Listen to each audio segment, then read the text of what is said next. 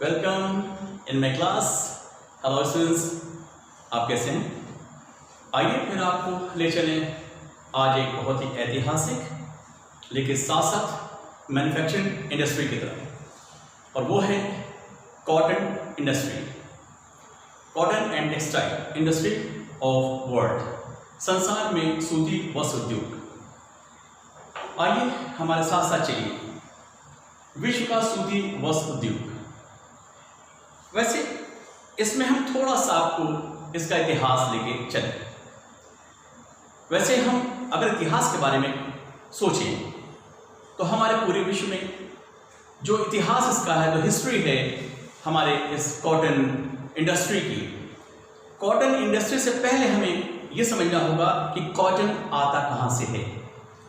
इसका इतिहास बहुत पुराना है। सिस्टम बैक हम इसके पीछे लगे हुए थे, तमाम तरह की खोजें हुई, लेकिन अभी तक एग्जैक्ट हमारे किसी वैज्ञानिक ने ये नहीं बताया है कि एग्जैक्ट कहाँ पर, किस जगह पर इसकी पैदाइश या इसका कपास की कृषि आरंभ हुई। लेकिन फिर भी बहुत सारे वैज्ञानिकों ने मिलकर के एक तरह से ये राय बनाई, उनका ये सोचना है कि कम से कम आज से 3 से 4 हज़ार साल पहले कॉटन, कपास की कृषि होने लगी थी, और उसके लिए हमारा एशिया बहुत महत्वपूर्ण रहा है।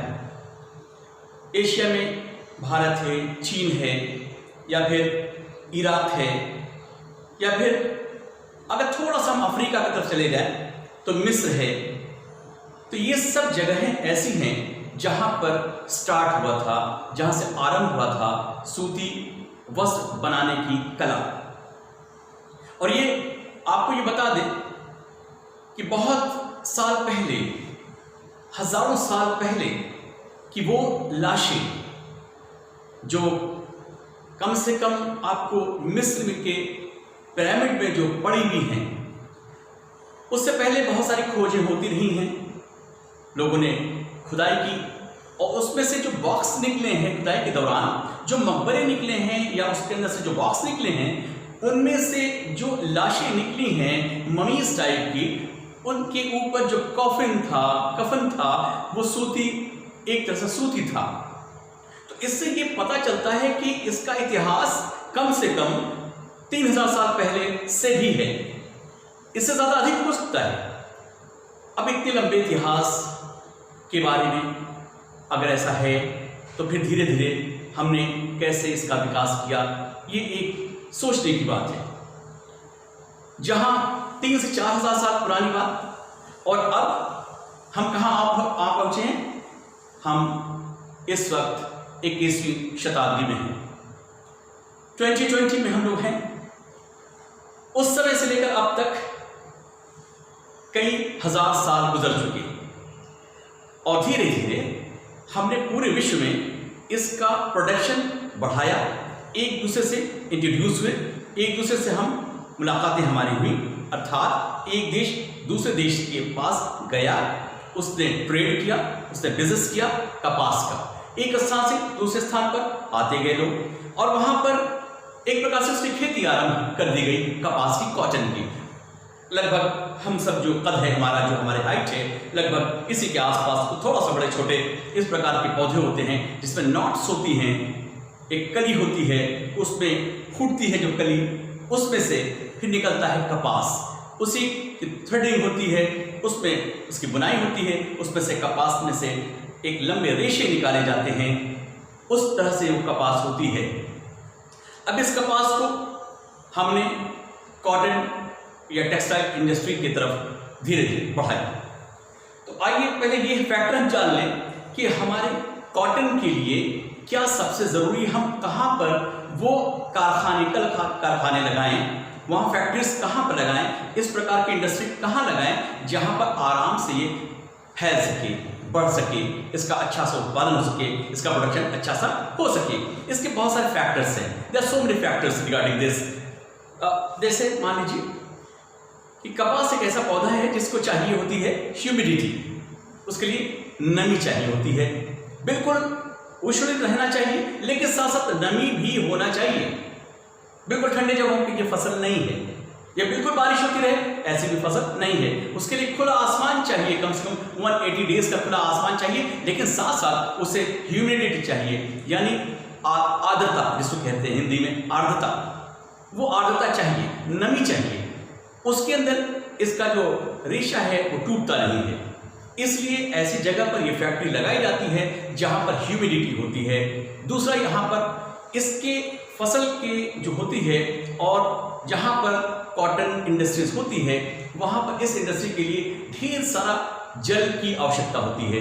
तो ऐसी जगह पर लगाई जाती है जहां पर पानी की उपलब्धता, जल की उपलब्धता अधिक होती है। साथ साथ हमें ट्रांसपोर्टेशन देखना होता है, हमारे यातायात के साधन, और इसमें लेबर भी बहुत लगते हैं, यानी श्रमिक बहुत ज्यादा लगते हैं। तो ऐसे स्थान पर इसे लगाया जाता है जहां पर जलवायु नम हो, श्रमिक ज्यादा मिले, और साथ साथ पावर यानी इलेक्ट्रिसिटी, चाहे वो जल विद्युत हो, चाहे जिस तरह से भी विद्युत आपको मिलना चाहिए, ताकि आपके लगातार जो फैक्ट्री चल रही है उसका प्रोडक्शन होता रहे। इसके अलावा कभी कभी ऐसी भी बातें होती हैं कि गवर्नमेंट की पॉलिसी अगर ये बेहतर हुई, अच्छी हुई, तो इसका असर उस इंडस्ट्री के ऊपर पड़ता है।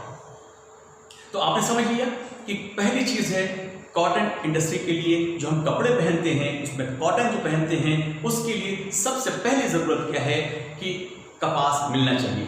कपास कहाँ होता है? ब्लैक सॉइल में ज्यादा होता है, यानी काली मिट्टी का क्षेत्र जहां होता है वहां पर ढेर सारा पाया जाएगा आपको कपास। तो कपास के आसपास क्षेत्र में, यानी वो स्थान जो कच्चा माल प्रोवाइड कर दे, वो स्थान जो कच्चा माल आपको दे, ऐसे जगह पर, या वो नियरेस्ट हो, नजदीक हो, ऐसे स्थान पर उसको हम लेते हैं। यानी ऐसी जगह पर आपको स्टैब्लिश करना पड़ेगा फैक्ट्री का कारखाना। अब आइए चलते हैं, थोड़ा सा आगे बढ़ें। देखिए, अगर हम पूरे देश के ऊपर देखें तो सबसे पहले हम चलते हैं चीन के पास। चीन में देखिए, इधर यहां 18 राज्यों में इसका प्रोडक्शन होता है। उसमें शंघाई, बीजिंग, मंचूरिया, तांशान, यांगत्से, वांगो, ये नदी का जो बेल्ट है उस जगह पर। और अगर आप मैप में देखना चाहें, इधर देखिए, इस जगह देखिए, ये आपका चाइना है, चीन है। चीन का जो मध्य पूर्व भाग है, खासतौर से यहां पर इस हिस्से में ढेर सारा स्थानीयकरण इसका है, लोकेटेड है, एक तरह से सेंट्रलाइज्ड है, वहां पर केंद्रीकरण उसका हो गया है, क्योंकि यहां पर समुद्र की जलवायु है जो बराबर वाष्प भरी हवाएं लेकर आता है, और पास में यहाँ नदी का भी हिस्सा है। ये सब मिलाकर के एक बहुत शानदार जलवायु एक तरह से मनुष्य के लिए देते हैं, जो इस फैक्ट्री के लिए या इस प्रकार के जो आपका उद्योग है उसके लिए बहुत ही अनुकूल होता है। एक चीज हमको आपको ये भी बता दें कि जिन जगहों का नाम हमने बताया है, जिसमें खासतौर से यांगत्से है, वांगो है, बीजिंग है, मंचूरिया है, तांशान है, ये सारे के सारे पूरे चाइना का मिल करके 55% प्रोडक्शन वो करते हैं। चाइना बहुत इस समय काफी आगे है, आगे इस सेंस में है कि उसका जो उत्पादन है, उसका जो प्रोडक्शन है कॉटन का, वो विश्व में इसलिए बड़ा कंपटीशन रखता है, प्रतिस्पर्धा बहुत रखता है। वो ये देखता है कि हमारे माल की कीमत ज्यादा इंटरनेशनल मार्केट में बहुत हैवी ना हो, लोगों की जो परचेसिंग पावर है उसको आसानी से मिल सके। इसलिए हमेशा कंपटीशन में चाइना बना रहता है, इसकी सबसे बड़ी विशेषता है। आइए उसके बाद हम संयुक्त राज्य अमेरिका की तरफ चलें।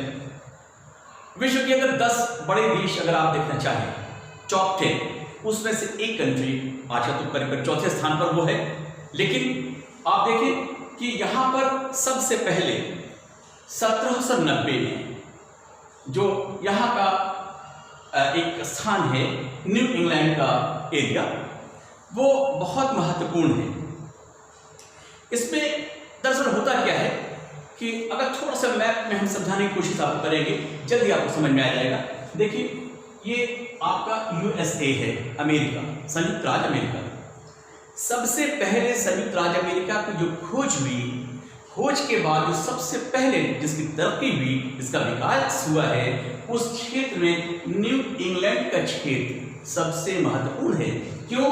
क्योंकि यूरोप के लोग सबसे पहले जो कदम रखा उन्होंने वो इसके ईस्ट में रखा, इसके पूर्व में रखा, और इधर जो न्यू इंग्लैंड का हिस्सा है उसके पास में आपको 2-3 और हिस्से मिलेंगे। देखिए मैसाचुसेट्स है, इसी तरह फॉल रिवर है, और अटलांटिक की पट्टी, यानी ये जो अटलांटिक आप महासागर देख रहे हैं, इस महासागर के किनारे किनारे का जो हिस्सा है ये पूरा पूर्व से लेकर के उत्तर से दक्षिण तक पूरा फैला हुआ है।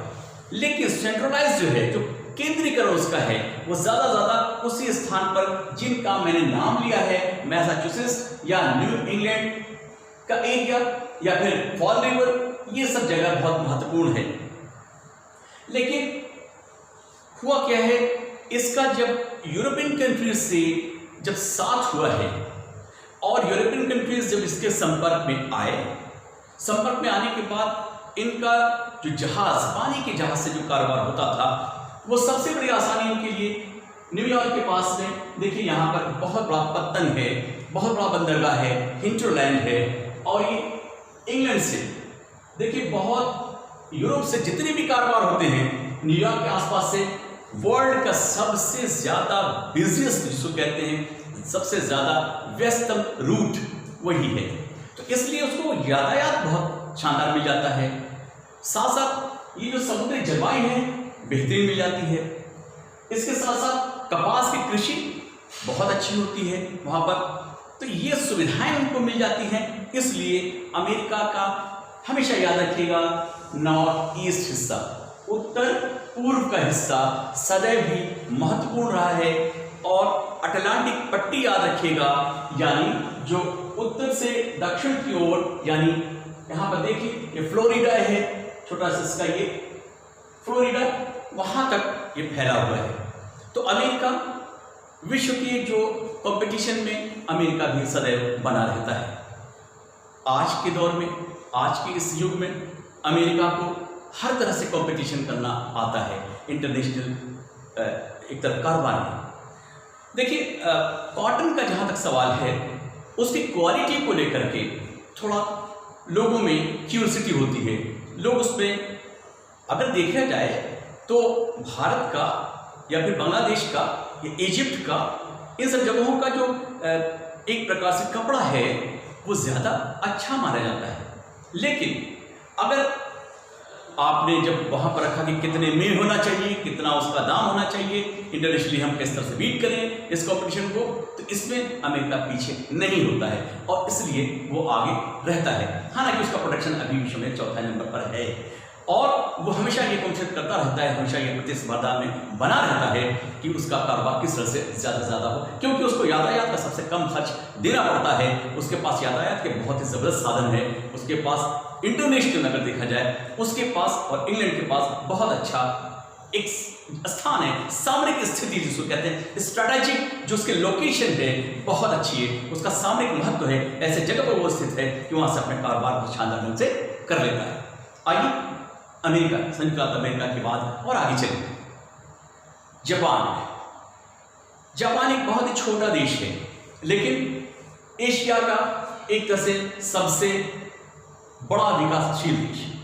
हालांकि वो विकसित पूरी तरह से नहीं है अगर यूएनओ के हिसाब से देखा जाए तो, लेकिन फिर भी वो हमारे इस पूरे साउथ ईस्ट एशिया का और साउथ आपके नॉर्थ एशिया में अगर देखा जाए तो वो बहुत ज़्यादा तरक्की किया हुआ है। हम सब के, चाहे आप नॉर्थ ईस्ट देख लें, चाहे साउथ ईस्ट देख लें, इन सब में अगर एशिया में देखा जाए तो जापान का नंबर सबसे ऊपर आता है, उसकी टेक्नोलॉजी की वजह से आता है। हालांकि चाइना कंपटीशन में रहता है, लेकिन अमेरिका और जापान में फर्क है। देखिए एक चीज मैं बता दूं आपको कि जापान में एक छोटी सी पहली चीज समझ लीजिए कि 1868 में क्यूशू उसका एक द्वीप है, वहां पर द्वितीय विश्व युद्ध में वैसे तो वहां पहली बार जो लगाया गया वो 1868 में क्यूशू के पास में, लेकिन वहां पर जो जापान का जो की तरक्की थी, विश्व युद्ध पहला हो या दूसरा हो, जापान को बहुत झेलना पड़ा है। जापान को द्वितीय विश्व युद्ध में उसके करीब करीब 1 लाख करके उसके जो तकवे थे जिससे बुने जाते हैं, उसके स्पिनिंग होती है, स्पिनिंग मिल्स जो होती हैं, उनके तकवे डिस्ट्रॉय हो गए थे, सब खत्म हो गए थे, बहुत ज़्यादा खत्म हो गए थे। लेकिन ये Japan with in 15 to 20 years, सिर्फ 15 से 20 सालों के अंदर इतनी कड़ी मेहनत की कि उसने रिकैप्चर किया, रीगेन कर लिया, फिर से वापस आया और वो इंटरनेशनल मार्केट में छा गया। ये जापान के लोगों का एक उसकी हिम्मत थी, उनका ब्रेन था, उनकी टेक्नोलॉजी थी कि उसके बल पर उन्होंने पूरे इंटरनेशनली वो आ गए। यस, देखिए आप इन चीज़ों पर ध्यान दीजिए कि वहाँ का जो ओसाका है, ओसाका आपको इस मैप के ऊपर देखिए जापान है, ये जापान में ऊपर का एकदम हिस्सा होक्काइडो, होन्शु, क्यूशु और शिकोकु, ये 4 उसके बड़े स्टेट्स हैं, बड़े बड़े एक तरह से राज्य, बड़े राज्य। उनमें जो क्यूशु है, क्यूशु बड़ा महत्वपूर्ण है, लेकिन ओसाका इसको मैनचेस्टर ऑफ जापान कहते हैं। मैनचेस्टर जो इंग्लैंड का बहुत ही महत्वपूर्ण है, जहाँ पर प्रोडक्शन बहुत अच्छा होता है सूती वस्त्र उद्योग का। तो जापान ने द्वितीय विश्व युद्ध में अपने को तबाह बर्बाद कर लिया था, लेकिन उसके बाद भी उसका प्रोडक्शन, उसका कपड़े का उत्पादन विश्व में बहुत तेजी से बढ़ा। लेकिन एक प्रॉब्लम आई जापान में एक प्रोडक्शन कास्ट वो थोड़ा सा महंगा पड़ने लगा, इसलिए 15-20 साल के अंदर उससे जो इंटरनेशनल मार्केट में जो प्रतिस्पर्धा करनी पड़ी, उससे थोड़ा जापान नीचे आया, थोड़ा नीचे हो गया, वो इंटरनेशनली फिट नहीं हो पाया, वो अंतर्राष्ट्रीय स्थिति उसकी थोड़ा कमजोर पड़ी। अपने माल की बिक्री वो कर तो पाता था, लेकिन कम कर पाता था वो, क्योंकि चाइना उसके मुकाबले में थोड़ा और सस्ता माल बेच देता था, अमेरिका उसके मुकाबले में सस्ता बेच देता था, इसलिए ऐसा हो जाता था। तो ये बात आप ध्यान रखिए कि जापान ने जितनी तरक्की की है, वहाँ पर उसका भौगोलिक जो अनुकूलता है उसको सपोर्ट में मिली, क्योंकि आप देखिए छोटा सा एक देश, उसके दोनों तरफ, यानी वो देश दोनों तरफ समुद्र से घिरा हुआ, देखिए चारों तरफ, इस तरफ यानी उसके ईस्ट में, उसके पूर्व में, उसके पश्चिम में, उसके उत्तर में, उसके दक्षिण में, चारों तरफ जल ही जल है। और चूंकि जापान बहुत विस्तृत चौड़ाई वाला देश नहीं है, पतला और थोड़ा सा आर्क बना हुआ है, एक प्रकार से अर्धचंद्राकार है, तो उसमें दोनों तरफ उसको जलवायु में मिलती है, वो मिल जाती है ह्यूमिड, थोड़ा सा नमी वाला। हालांकि होक्काइडो जो उसका एकदम ऊपर का हिस्सा है, वहाँ ठंडक रहती है, आमतौर से वहाँ पर बर्फ की सतह तक ठंडक पहुँच जाती है होक्काइडो में, लेकिन नीचे का जो हिस्सा है, उसके नीचे का मध्य का हिस्सा जो है और दक्षिण का हिस्सा है, वो हमेशा जलवायु बहुत अच्छी रहती है, इसलिए वहाँ पर बहुत अच्छे ढंग से वहाँ पर कपास को कई स्पिनिंग होती है और सूती वस्त्र उद्योग वहाँ कामयाब अभी भी है। हालांकि जापान कोशिश कर रहा है कि इंटरनेशनल मार्केट में और आगे आए। उसके पास लाखों की संख्या में इस समय स्पिनिंग मिल है, और उनका जो प्रोडक्शन है, खासतौर से जो ओसाका का नाम लिया, ओसाका में उसके पास लेबर्स बहुत ज़्यादा है, वर्कफोर्स बहुत ज़्यादा है, और जापान की टेक्नोलॉजी आप जानते ही हैं, जापानी टेक्नोलॉजी बहुत मशहूर है। इसके सहारे उसने सूती वस्त्र उद्योग को काफ़ी ऊंचाइयों पर किया, लेकिन आज कंपटीशन में थोड़ा लगा हुआ है और उतना कामयाब नहीं है जितना कि अन्य देश।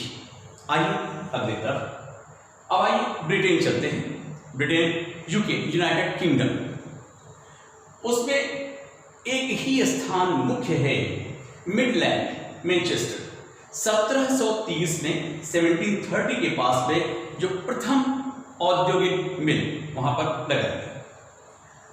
आपको एक बात बहुत ही समझना ज़रूरी है कि इंग्लैंड में जो ये 1730 में यहाँ पर जो स्टैब्लिश की गई जो फैक्ट्री, वो दरअसल हुआ क्या कि उस ज़माने में औद्योगिक क्रांति, यूरोप में औद्योगिक क्रांति ज़बरदस्त तरीके से चल रही थी। तो वहाँ पर सूत काटने वाली मशीनों का इजाद, का आविष्कार ये तेजी से होने लगा और नए नए किस्म के उपकरण बनने लगे।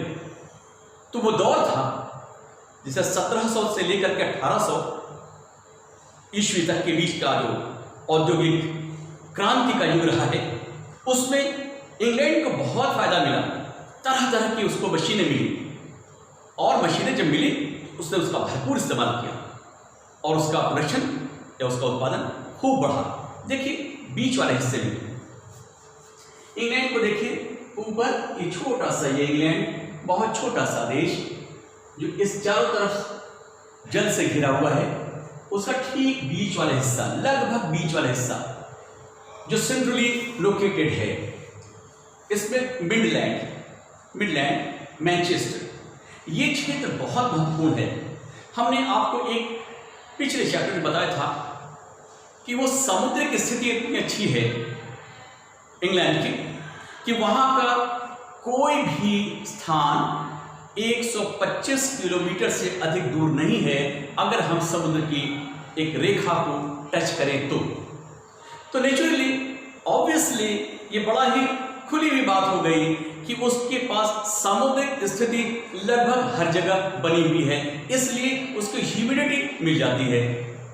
और दूसरी बहुत महत्वपूर्ण बात जो हमने अभी पहले बताई थी वो था इसके पास जो लंदन से और आगे निकल करके लंदन बीचों बीच में इनके साउथ, थोड़ा सा साउथ है, थोड़ा दक्षिण में है, लंदन के थोड़ा सा दक्षिण में लेकिन बीच वाला स्थिति है। वो एक बड़ा शहर है और वहां से इन किनारों पर जाने के लिए, इसके तटीय भाग में जाने के लिए यातायात का जाल बिछा हुआ है। तो स्पिनिंग जो मिल हैं बहुत सारी हैं, बहुत सी फैक्ट्रीज लगी हुई हैं और ये भरा पड़ा है। ओसाका, तो समझ लीजिए कि ओसाका का सिर्फ इंग्लैंड में, अगर ओसाका का नाम याद रखिए, ग्रेट ब्रिटेन में ओसाका का नाम, तो वही मैनचेस्टर, सॉरी अब ओसाका जो जापान का है, तो वही जापान हर जगह आप देखेंगे कि ओसाका के नाम पर रखा गया है। ओसाका फला जगह का मैनचेस्टर है, फला जगह का ये है। ये क्या चीज़ है? ये होता क्या है, हर देश अपने अपने जगह पर नाम रखते हैं। जैसे अहमदाबाद को मैनचेस्टर कहा जाता है, इसी तरह ओसाका को मैनचेस्टर कहा जाता है जापान में। इसी तरह इंग्लैंड का अपना मैनचेस्टर, आपको बताइए उसका सेंट्रल का भाग है, लगभग बीच वाला भाग है। तो जो ओसाका की स्थिति जापान में है उससे कहीं अच्छी स्थिति इंग्लैंड में मैनचेस्टर की। डियर स्टूडेंट्स, अगर हम आपको इधर आगे और लेके चलें तो देखिए आपको एक चीज समझ में आएगी कि ब्रिटेन में इस समय 10 मिलियन लूम्स इस वक्त हैं और 6% मार्केट शेयर इस कारोबार से होता है, 6% शेयर। ओके, और जो टेक्नोलॉजिकल इसका डेवलपमेंट है वो बहुत ज़्यादा हो गया। हमने आपको बताया ही है कि यूरोप का इतना ज़बरदस्त जो औद्योगिक क्रांति हुई थी, उस औद्योगिक क्रांति के कारण जो स्पीड है वो कभी रुकी नहीं, ब्रिटेन में आगे बढ़ती गई। जैसे जापान ओसाका के पास स्थिर रहा, आसपास स्थिर रहा, उसी तरह इंग्लैंड में मैनचेस्टर के आसपास ये स्थिर रहा, लेकिन उसने चारों तरफ अपने को इस फैलाया और फैलाते फैलाते आज ये वजह है कि 10 बिलियन लूम वहां पर हैं। इसके अंदर बहुत बड़ा वर्कफोर्स लगा हुआ है और इंग्लैंड में ये कारोबार या यूं कह लें ये इंडस्ट्री बहुत मशहूर है और इसका वहाँ के जीडीपी में अच्छा खासा योगदान है। आप बीच वाले हिस्से को कभी इग्नोर नहीं कर सकते।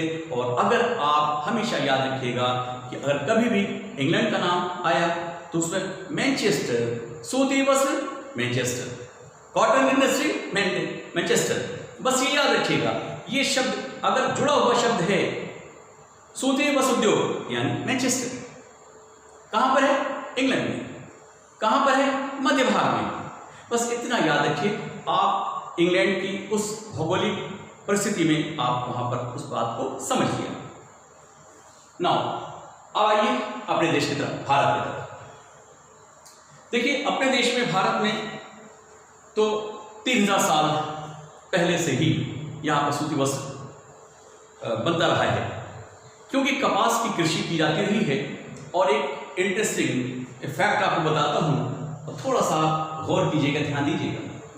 ये हमारा भारत है, भारत और पाकिस्तान की ठीक इधर ऊपर आप हिमालय पर्वत की तरफ चले, पाकिस्तान हमारे पश्चिम में है, और भारत के इस बीच में आइएगा तो वहां पर सिंध नदी है।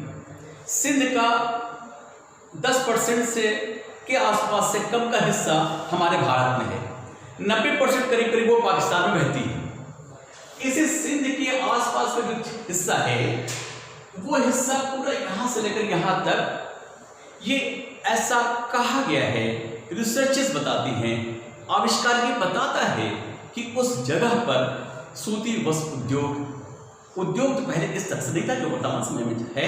उस समय वहां पर कॉटन मिला था, अर्थात लोग स्पिन करते थे, चाहे वो किसी ढंग से करते हो, चाहे किसी तीली से करते हो, चाहे किसी प्रकार से करते हो, लेकिन क्योंकि लोहे का समय तो आ चुका था, लोहे से बनी चीजों से वो बुन सकते थे।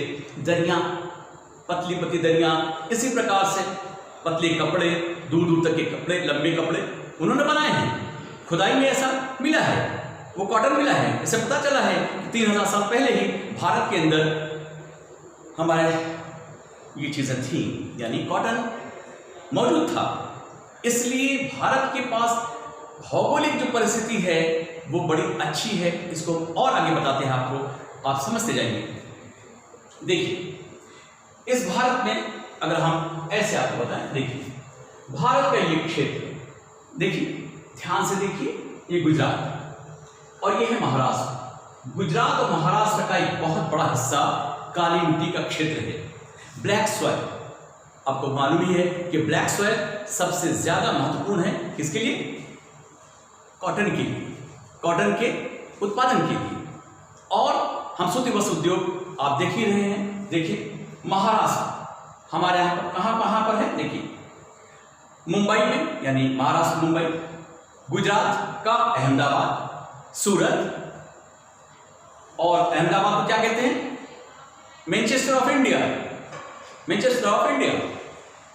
और 20% औद्योगिक जो मजदूर हैं हमारे भारत में, जितनी भी फैक्ट्रीज हैं, जितने उसमें मजदूर लगे हैं, उसका 20% सिर्फ वर्कफोर्स, लेबर्स, श्रमिक, वो सब लगे हुए हैं किसमें?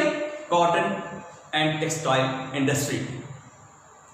इससे ये पता चलता है कि कितना महत्वपूर्ण ये है हमारे देश का ये उद्योग, कपड़ा उद्योग कितना मशहूर, महत्वपूर्ण है कि 20% वर्कफोर्स इसी में लगा हुआ है।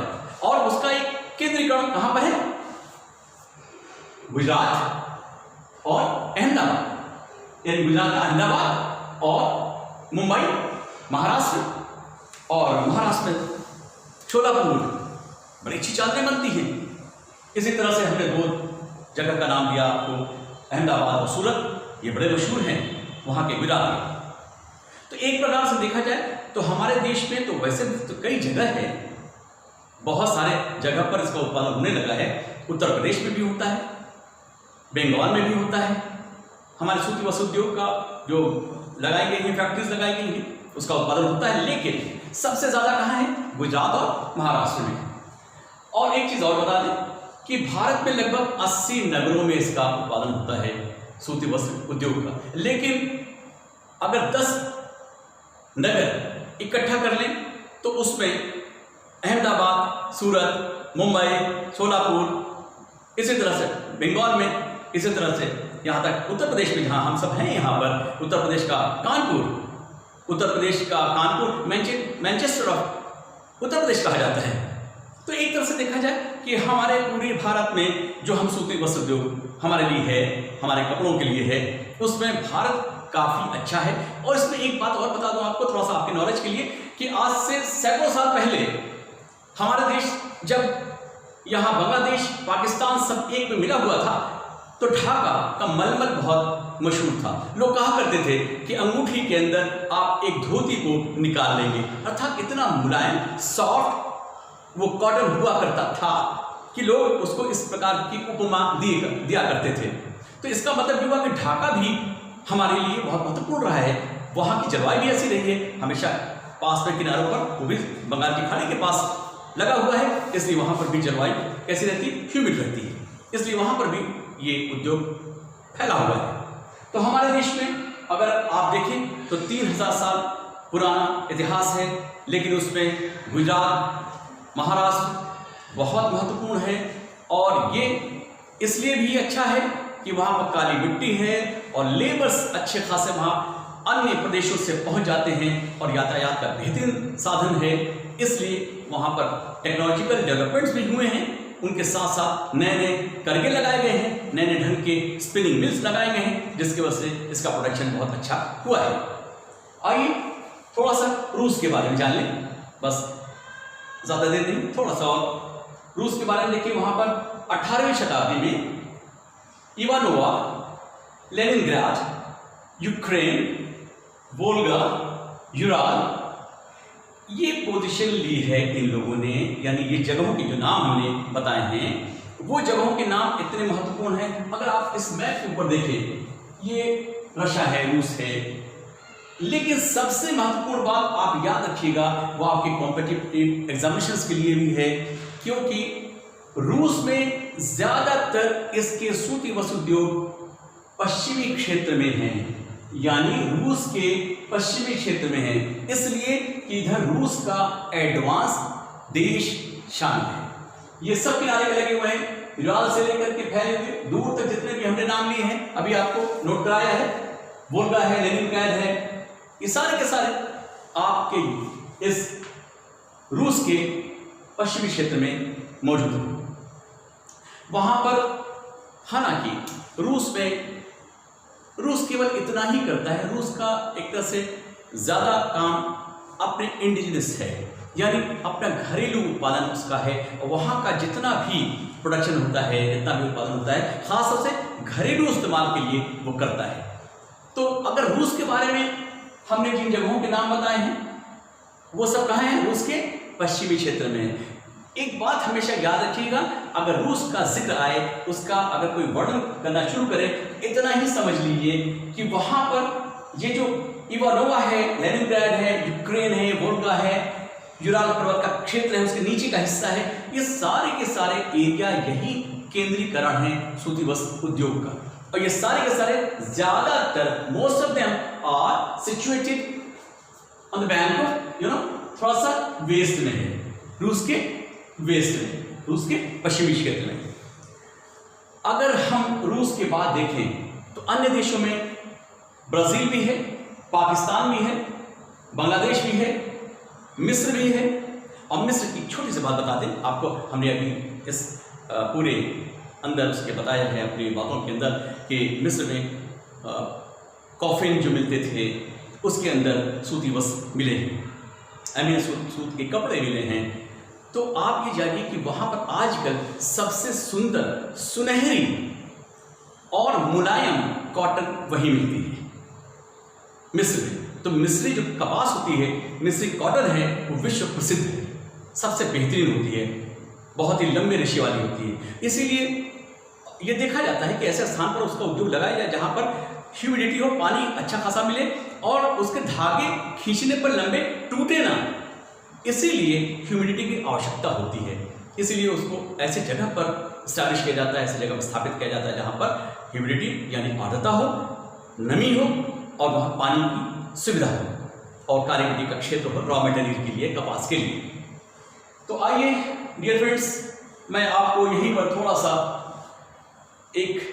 मैंने जो कुछ भी आपको बताया है वो सब पूरे विश्व में जो आज कॉटन इंडस्ट्रीज की जो अहमियत है और किन किन जगह पर कैसी है उसका एक जिस्ट बताया, उसका एक समरी बताते हुए आपको बताया, ताकि आप कॉटन इंडस्ट्री जो बहुत महत्वपूर्ण है आज इस समय हमारे कपड़ों के लिए, वस्त्रों के लिए, हमारे जीवन के लिए बहुत ही महत्वपूर्ण है। आपके लिए, आप सबके लिए ये आपको चैप्टर कैसा समझ में आया, आप मुझे फीडबैक जरूर दीजिएगा। तब तक के लिए for the next video I'll be coming in the next video. Hopefully you are there fit for next video. Thank you.